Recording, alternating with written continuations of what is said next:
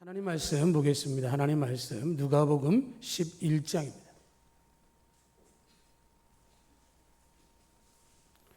누가복음 11장 27절, 28절 두 절의 말씀을 보도록 하겠습니다. 누가복음 11장 27절, 28절 우리 같이 한 목소리로 봉독합니다. 이 말씀을 하실 때에 무리 중에서 한 여자가 음성을 높여 이르되 당신을 뵌 태와 당신을 먹인 젖이 복이 있나이다 하니 예수께서 이르시되 오히려 하나님의 말씀을 듣고 지키는 자가 복이 있느니라 하시니라. 아멘. 지난 주일날 행사 마치고 우리 저녁 식사했잖아요. 월요일날 또 갔습니다. 제 대구 친구 목사님하고 같이 이제 가서 똑같은 메뉴로 똑같이 먹고 그리고 돌아왔습니다. 또 기회가 되면 갔으면 좋겠다 하는 생각이 있는데요. 여기서 1시간 정도밖에 안 걸리더라고요. 그러니까 여러분들도 잘 찾아서 가시고 제가 대접하는 마음으로 맛있게 드시면 좋겠습니다. 제가 대접하는 마음으로. 아무튼 그거 참 좋더라고요. 친구 목사님도 이제 좋다 그렇게 얘기하고 사과를 직접 만져보는 것도 좋다 하는 얘기도 했고요. 그랬는데 아무튼 그런 것들을 생각하고 또 한번 갔다 오니까 자랑할 만 하더라고요. 자랑하는 거 이런 얘기들이 참 많이 있는데요. 사람들은 자랑할 게 자기한테 없으면 누굴 자랑할까요? 누굴 자랑할까요? 내가 없으면 왕년에, 그렇죠? 조상 중에 뭐 이런 얘기를 많이 합니다. 그죠?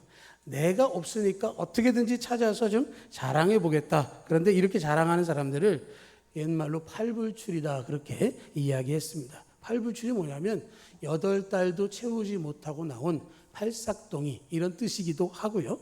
8가지를 자랑하는데 그 자랑은 별로 쓸데없다 그런 얘기를 합니다. 그래서 팔불출이니까 몇 개일까요? 팔불출이니까 몇 개일까요? 8개입니다. 알려드릴게요. 첫째, 지 잘났다고 뽐내는 거. 둘째, 돈 자랑. 셋째, 아내나 남편을 자랑하는 사람. 넷째, 자식 자랑하는 사람. 다섯 번째, 조상과 아버지 자랑하는 사람. 여섯째, 자기보다 잘난 듯 싶은 형제 자매를 자랑하는 사람. 일곱 번째, 어느 학교 출신 선후배라고 자랑하는 사람. 여덟 번째가 자기 고향 자랑하는 사람이 팔불출이랍니다. 이런 것들에 대해서 이야기한 내용을 잘 짚어보면 자기에 관해서 있는 것은 별로 없고요. 다른 거 어떻게든지 끄집어내서 좀 자기가 대단하다라고 하는 것을 보이려고 하는데요.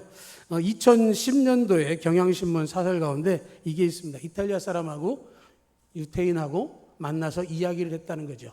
그래서 이탈리아 사람이 먼저 유대인에게 그랬대요. 얼마 전에 로마 유적을 발굴했는데 유적 가운데 구리하고 철판이 나왔다 그랬다는 거예요. 그러니까 유대인이 그게 뭡니까? 그랬더니 우리 조상들이 얼마나 똑똑한지 구리와 철판이 나왔다는 얘기는 그때부터 전화를 쓰셨다는 얘기입니다. 그랬다는 거예요. 그래서 유대인한테 이탈리아 사람이 예루살렘 파서 뭐 나온 거 있습니까? 그랬더니 유대인이 나온 게 아무것도 없다 그러더래요. 그럼 자랑할 게 없겠네요. 그랬더니 유대인이 하는 말이 그게 아니고 우리 조상들은 옛날부터 무선 전화기 썼기 때문에 그런 겁니다. 그렇게 하면서 어떻게든지 자랑하고 그랬다라고 하는 거죠. 자기중심적으로 사람들 앞에서 조금 왜곡되는 그런 얘기를 하는데요. 오늘 27절, 28절의 이 말씀은 하나님 앞에서 우리가 무엇을 내세우고 무엇을 조심해야 하는가에 대해서 이야기를 합니다. 고린도전서 5장 6절로 8절을 보면 너희가 자랑하는 것이 옳지 아니하도다. 적은 누룩이 온 덩어리에 퍼지는 것을 알지 못하느냐라고 이야기를 합니다. 우리가 자랑을 하다 보면 어떻게 되죠? 자꾸 확대합니다.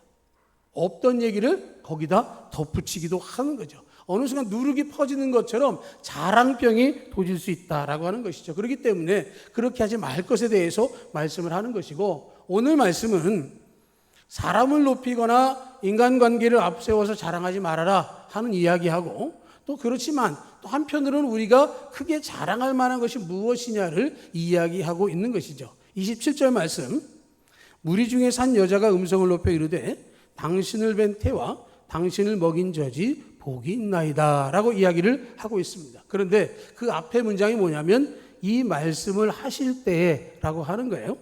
14절로부터 26절까지의 내용을 한번 잘 생각해 보면 이런 거죠. 예수님께서 말 못하는 귀신을 쫓아내셨습니다. 말 못하는 귀신이 쫓아나가니까 말 못하던 사람들이 말을 하기 시작을 했고 사람들은 그것을 놀랍게 여겼습니다. 그랬더니 그 중에 어떤 사람들이 뭐라고 얘기하냐면 저거는 귀신의 왕인 바알세불을 힘입어서 쫓아낸 거야 라고 이야기를 하기 시작하는 것이죠. 그러면서 그거 말고 다른 표적이 있으면 좀 보여줘 보세요. 당신이 메시아인지 알 수 없는데 한번 좀 드러내 보십시오 라는 얘기들을 하기 시작하는 것이죠. 그러니까 예수님께서 귀신 집안끼리 싸우면 그게 되겠느냐, 되는 집안은 집안끼리 싸우지 않는 거다, 그런 얘기를 하는 것이죠. 그러면서 비유를 말씀하시면서 뭐라고 얘기를 하냐면 23절 이후에 보면 나와 함께하는 자에게 하는 이야기를 하시면서 더러운 귀신이 사람에게서 나갔을 때 물 없는 곳으로 다니며 쉬기를 구하되 얻지 못하고 이르되 내가 나온 내 집으로 돌아가리라고 가서 봤더니 그 집이 청소되고 수리되었거늘 이에 가서 저보다 더 악한 귀신 7을 데리고 들어가서 가니 그 사람의 나중 형편이 전보다 더 심하게 되었다. 귀신을 지금 쫓아낸 것 가지고 이야기하지 말아라 하는 것이죠. 쫓아낸 이야기는 수리하고 소지되었다라고 말할 수 있는 것이죠. 그런데 그 후에 그 안에 누가 들어오느냐라고 하는 것을 이야기하는 거예요. 다 쫓아내고 났을 때 정말로 정결하게 되었다면 하나님의 영 성령이 임하시도록 맞아들여야 되는데 그렇게 하지 않게 되어지면 더 악한 귀신 7이 들어와서 전보다 더 험하게 될 것이다, 더 심한 상황이 될 것이다 라는 얘기를 하시는 말씀을 듣고 그 여자가 이야기했다라는 거예요. 귀신을 쫓아낸 기적과 사람들이 말 못할 만한 담대한 선포를 들으면서 당신을 뵌 태와 당신을 먹인 젖이 복이 있나이다. 어머니 마리아도 복받은 사람이요 그 젖을 먹고 자라난 당신도 복받은 사람입니다 라고 칭찬하고 축혀 세우는 거예요. 듣기 좋은 말은 맞습니다. 누가 대학에 합격하거나 누가 취직하면 좋겠다, 잘됐다, 복받았다 이런 얘기들을 참 많이 합니다. 우리가 듣기에 이 문제가 없어 보이는 이야기입니다. 그런데 예수님께서는 그것을 마뜩히 여기지 않으셨다라고 하는 것이죠. 자기 자랑, 사람을 높이고 집안을 높이는 것은 사람들의 일상적인 모습이긴 하지만 주님께서 원하시는 모습은 아니었다라는 겁니다. 우리들이 볼 때는 그런 것이 마땅한 것 같아요. 그런데 우리도 거기까지가 한계라고 하는 거예요. 귀신을 쫓아내는 장면, 그것이 하나님이 역사하신 것이다 라고 한다면 그것을 통해서 하나님께 영광을 돌리기를 바라지만 단지 눈앞에 벌어진 사건을 보고 그 보이는 사람에게 공로를 돌리는 겁니다. 예수님이 들으시고 맞다, 우리 어머니가 날 잘 키워서 내가 그렇게 한 거다라고 말했다면 이 장면은 우리의 교훈이 될 수 없는 것이죠. 사탄은 우리에게 이야기합니다. 자랑해야 돼, 남들한테 소문내야 돼, 피할 건 피하고 알릴 건 알리고 남들도 다 그렇게 하니까 너도 그렇게 해야 돼 라고 우리를 속삭이고 부추깁니다. 자랑하지 않아도 옆에서 잘한다 하면 기분이 좋아지고 우쭐대기 시작하는 것이죠. 처음에 칭찬을 들으면 어떡합니까? 제가 뭐 한 게 있나요? 전 별거 아닙니다. 근데 조금 지나면 어떻게 될까요? 칭찬 안 하면 서운해요. 안 알아주면 서운합니다. 어느 순간 그것을 즐기기 시작을 해요. 엊그제 전유성 씨가 세상을 떠났습니다. 아는 분은 아시고 모르시는 분은 모르시죠. 전유성 씨는 저를 몰라요. 저는 그 사람을 많이 봤어요. TV에서 봤는데 그 사람이 76세더라고요. 그러니까 뭐 우리 나이로 하면 78세겠죠. 근데 그 여러 가지 이제 얘기들이 많이 지금 나오고 있습니다. 굉장히 긍정적인 얘기들이 많이 나오는데 신동엽이라는 사람이 몇 년 전에 그 전유성 씨에게 거액의 돈을 보내줬대요. 계좌이체로. 그래서 왜 보냈냐 그랬더니 자기가 데뷔해서 30여 년을 지났는데 30여 년 데뷔해서 지나오는 동안에 첫 스타트할 때 전인성 씨가 도와준 것을 잊고 있었다라는 거죠, 자기가. 그래서 그것을 갚았다. 그렇게 얘기를 하는데 전인성 씨 뭐라고 얘기하냐면 내가 받을 일을 한 적이 없다. 또 한편으로 뭐라고 얘기하냐면 선배들에게 내가 용돈은 줘봤어도 후배한테 받아보는 건 처음이었기 때문에 받을 줄을 몰랐다. 근데 뭐라고 얘기하냐면 그 뒷말로 이제부터는 받아야 되겠다. 익숙해지는 거예요.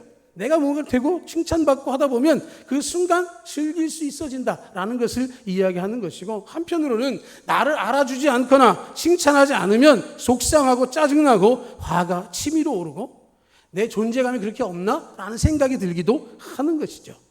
그래서 내가 했던 수고가 헛된 것 같고 사단의 격동에 시달리게 되다 보면 하나님의 영광이 사라지고 내 것을 드러낼 수 있는 모습이 있을 수 있기 때문에 예수님께서는 그렇게 되지 않기를 원하셨습니다. 예수님은 하나님이시기 때문에 직접 하실 수 있었습니다. 그런데 인간의 몸을 입고 계시는 동안에는 언제나 하나님께 묻고 기도하고 그 일을 행했습니다. 결과를 통해서도 하나님께 영광을 돌렸고 자기 자신을 철저히 숨기셨습니다. 겸손하셨습니다. 마가복음 10장에서 뭐라고 말씀합니까? 내가 온 것은 섬김을 받으려 함이 아니라 섬기려 하고 많은 사람의 대성물로 주기 위해서 오셨다라고 말씀해 주셨습니다.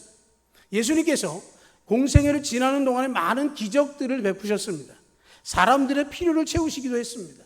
그 큰 일을 보고 사람들이 예수님에게 영광을 돌리고 왕으로 삼고자 하는 마음까지도 드러내기도 했습니다.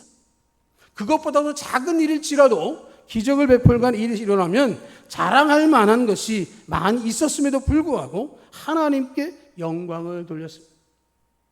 작은 일에 충성했을 때에 큰 것으로 맡기겠다라고 하나님께서 우리에게 말씀해 주셨습니다.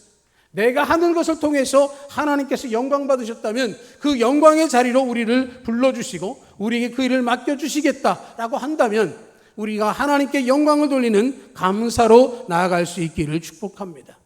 내가 감사하고 하나님의 은혜의 자리로 나아갈 때 하나님께서 귀하게 사용해 주시는 것이죠. 자랑, 교만, 이것은 사탄이 주는 악한 씨앗임을 분별하고 예수님을 닮아갈 수 있기를 축복합니다. 이 27절의 말씀은요, 하나님이 하신 일에 대해서 사람의 모습을 드러내는 그것을 경계하는 말씀입니다.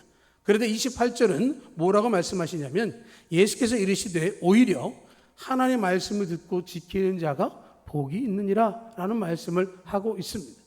예수님께서 그 여인의 칭찬을 들으셨지만 그 칭찬을 동의하신 것이 아니라 거기서 한 걸음 더 나가서 하나님의 말씀을 듣고 지키는 자가 복이 있느니라 하는 말씀을 해 주셨습니다. 예수님께서 하고 싶은 얘기는 이런 겁니다. 내가 지금 귀신을 쫓아낸 것은 부모의 노력과 수고도 아니고 내 힘과 능력이 아니라 하나님 말씀으로 한 것이다 라는 것이죠.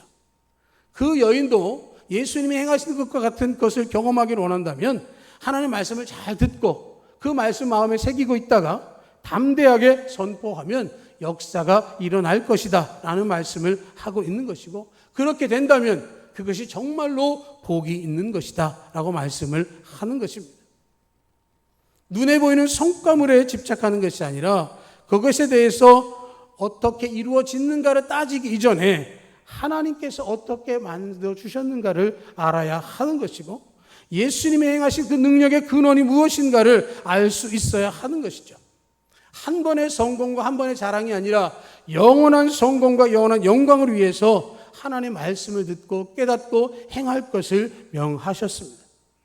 기적을 베푸시는 것은 하나님 나라의 예표로 보여주신 것입니다.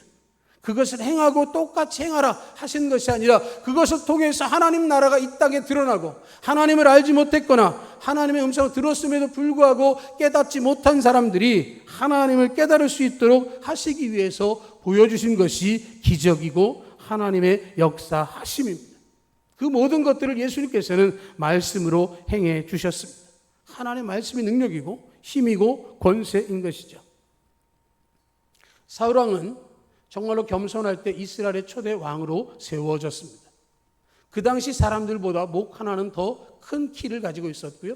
그를 바라볼 때 많은 사람들이 야, 저 사람은 정말로 왕감이다 라고 생각을 했습니다. 그런데 사울은 자기는 왕의 노력을 할 수 없다, 왕의 자리가 자기에 맞지 않다라고 이야기를 했었습니다. 그런데 그 후에 그가 어떻게 됩니까? 자기가 왕으로서의 권력을 누리기 시작하면서부터 겸손이 사라지고 교만이 드러나고 하나님으로서의 귀 기울이기보다는 자기 자리를 어떻게 하면 잘 보존할 수 있을 것인가, 사람들 앞에서 자기 체면을 어떻게 유지할 수 있을 것인가에 관심을 두고 있다가 결과적으로는 순종하지 않았기 때문에 버림을 받게 되어졌습니다. 다윗의 아들 솔로몬은 지혜로운 왕이었습니다. 그가 왕이 되었을 때 일천번제를 드리고 하나님의 백성을 어떻게 하면 잘 다스릴 수 있을까에 대한 간절함이 있었기 때문에 하나님께서 그에게 지혜를 주셨고 그의 필요를 다 채워주셨습니다. 그런데 그가 자신의 지식을 의지해서 결혼 정책을 쓰면서 말씀을 멀리하고 우상을 섬기는 많은 아내들을 취하면서 그는 타락에 물들고 말았습니다. 하나님의 말씀을 안 듣고 자기 마음대로 했기 때문에 솔로몬 사후에 이스라엘은 북왕국과 남왕국으로 나뉠 수밖에 없었습니다.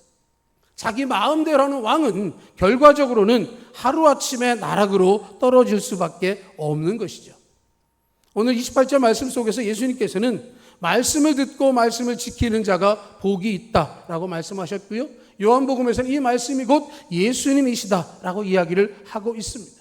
그 이야기는 예수님이 하시는 말씀을 듣고 예수님께서 가르쳐 주신 걸 잘 지키면 복을 받는다라고 하는 것이죠. 아까 읽었던 23절에도 말하는 것처럼 나와 함께하지 아니하는 자는 나를 반대하는 자요, 나와 함께 모으지 아니하는 자는 해치는 자니라 라고 말씀을 하고 있습니다. 말씀을 통해서 기적을 베푸시고 말씀을 통해서 하나님 나라가 확장되도록 많은 사람들을 하나님 나라의 백성으로 초대하는 자리에 함께하기를 원하시지만 함께하지 않는 사람들, 그리고 그 말씀에 반대하는 사람들은 해치는 자, 해를 끼치는 게 아니라 모이는 것을 방해하는 것을 이야기하는 거예요. 하나님의 음성이 들리는 자리에서 귀를 기울이고 들어야 합니다. 그런데 어떡합니까? 듣지 않아도 돼. 네 지식이 있고 네 지혜가 있고 네 능력이 있으니 네가 알아서 해 라고 이야기하는 사단의 미혹에 빠지기 쉽다라는 것을 이야기하는 것입니다. 말씀과 함께하면 기적이 일어납니다. 말씀과 함께하면 진정한 복을 누릴 수 있습니다. 말씀과 함께하지 않으면 이리저리 쫓겨다니고 방황하다가 멸망에 이르게 될 것입니다. 사도 바울이 데살로니가전서 2장에서 이렇게 얘기합니다. 우리는 너희에게서든지 다른 이에게서든지 사람에게서는 영광을 구하지 아니하였노라. 너희를 부르사 자기 나라와 영광에 이르게 하신 하나님께 합당히 행하게 하려 함이라. 사도 바울이 복음을 전해서 정말로 많은 교회들을 세웠습니다. 교회들이 세워졌을 때 그 교회를 개척했던 사도 바울을 향해서 정말로 칭송들이 있었을 것입니다. 그런데 바울은 그것을 원치 않고 그것도 구하지 않았다라는 거예요. 오직 하나님의 나라와 영광에 이르게 하신 하나님께 합당하기를 소망했다라는 것이죠. 자기 자신을 돌아보면서 하나님께서 명하신 것들을 제대로 순종하고 행하고 있었는지, 내가 지금껏 쌓았던 모든 것들을 배설물로 여기고 오직 표대를 향하여 예수 그리스도 닮아가기 위해서 힘썼던 나처럼 너희들도 그렇게 하자라는 얘기를 사도 바울이 하고 있는 것이죠. 하나님의 은혜, 하나님 말씀이 바로 이것을 약속해 주고 있는 것입니다. 성경은 복에 대해서 많이 이야기하고 사람들이 복 받는 것에 대해서 관심이 많이 있습니다. 하나님 아브라함 부르셨습니다. 그에게 무슨 축복을 주셨죠? 너로 복의 근원이 되게 하시겠다라고 말씀하셨습니다. 아브라함과 같이 하나님을 따르면 네가 복을 받은 것처럼 그 사람들도 복을 받게 하겠다. 네가 샘플이다. 네가 그렇게 신앙생활한 것을 사람들이 보고 따르면 그 사람들도 똑같이 내가 약속한 복을 받을 거야 라고 말씀을 하고 있는 것입니다. 하나님의 말씀을 가까이 하면 복입니다. 말씀이신 예수님과 함께 하시면 복 중에 복이 되어지는 것이고요. 여러분 예수님을 놓치지 않으시면 여러분의 인생은 복받은 인생이 되는 것입니다. 28절 말씀, 하나님의 말씀을 듣고 지키는 자가 복이 있느니라. 예수님의 가르침을 듣고 마음속에 모시고 사는 사람은 복이 있습니다. 나를 높이고 나를 자랑하는 사람, 그것은 금물이지만 내 안에 계신 예수 그리스도, 인생의 영원한 생명의 복이 되시는 예수 그리스도가 내 안에 있음을 드러내는 일은, 내가 예수님을 자랑하는 일은 우리가 마땅히 해야 할 일이고 주님으로부터 칭찬받을 만한 일인 것이죠. 이 대화 속에서 이 여자가 무슨 생각을 했을까요? 예수님의 그 이야기를 들으면서 내 칭찬도 받지 않아? 굉장히 기분 나쁘네? 그게 아니라 예수님이 하신 그 이야기를 들으면서 자기 자신의 관점을 아마도 바꿨을 것입니다. 하나님의 말씀을 듣고 지키는 자. 지금까지 현상으로 보이는 것들을 봤다고 한다면 이제 하나님의 말씀을 발견하는 것이죠. 내 인생의 근원이 되시는 예수 그리스도의 복음이 나에게 심겨진다면 내가 새 사람으로 살 것이다 라고 하는 기대를 가졌을 것입니다. 우리는 우리 인생을 위해서 정말로 많은 노력을 합니다. 이른 시간부터 늦은 시간까지 시간을, 물질을 투여하기도 하고요. 그것을 통해서 많은 것을 얻을 것처럼 생각을 하기도 합니다.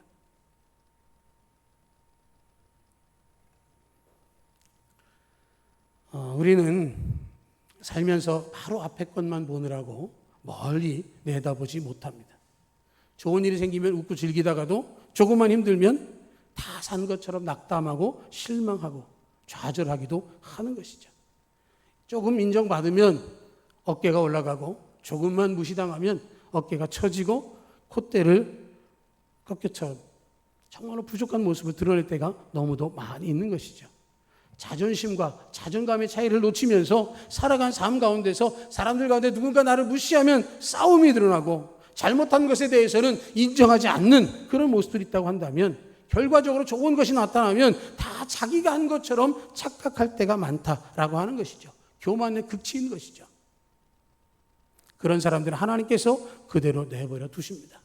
결과적으로 그들이 실패하고 다 무너진 후에 하나님 용서해 주시고 살려주세요 할 그때가 되기를 기다리고 계시다가 그들을 다시금 회복할 수 있는 길을 만들어 주시기 때문에 매를 맞기 전에 정신 차리고 주님을 따를 수 있어야 하는 것이죠. 하나님 말씀을 듣고 지키는 자, 하나님 음성에 귀 기울이고 순종하는 자, 내가 자랑하고 내세울 것이 무엇인지를 다시금 돌이켜보면서 내 인간적인 육신적인 것이 아니라 정말로 영적인 깨달음 속에서 주님이 나에게 허락하신 은혜의 길에 설 수 있기 위해서 우리의 믿음을 지키고 우리가 십자가에 달리신 예수 그리스도와 함께 우리를 못 박고 내 안에 살아계신 예수 그리스도와 함께 참 생명을 드러낼 수 있는 우리가 될 수 있기를 간절히 소망합니다. 우리는 죽었습니다. 육체가 죽었지만 우리를 다시 살리신 예수 그리스도, 부활의 첫 열매가 되신 예수님은 우리의 가장 큰 자랑거리이고 우리의 머리가 되어주신 주님과 함께할 때 우리의 인생은 달라질 것이고 복된 인생으로 살게 되어질 것입니다. 아무리 많은 것을 가지고 많은 지식을 쌓았다 할지라도 권세가 있고 유명인이 되었다 할지라도 그것은 한순간에 지나갈 것을 아무것도 아닌 것임을 알아야 하는 것이죠. 우리에게 주는 모든 것은 우리를 위해서 베푸신 하나님의 은혜일 뿐만 아니라 우리를 통해서 영광 받기를 원하셔서 우리에게 주신 것임을 알고 하나님께 영광 드리는 삶이 될 수 있기를 간절히 소망합니다. 말씀을 듣고 지키는 자가 복이 있다 하셨습니다. 여러분 성경 66권을 자주 읽으시기 바랍니다. 이해되지 않는 말씀이 있다 할지라도 읽다 보면 하나님의 음성이 떠오르는 날이 있습니다. 이것을 경험해야 합니다. 그리고 그 말씀에 집중하시고 그 말씀에 순종하시면 주님께서 반드시 복이 있느니라. 너에게 복이 있을 것이다. 복의 근원이 되도록 너희와 함께 동행하겠다라고 말씀해 주실 것입니다. 그 결단대로 행동할 수 있는 모두가 되시기를 주님의 이름으로 축복합니다. 아멘.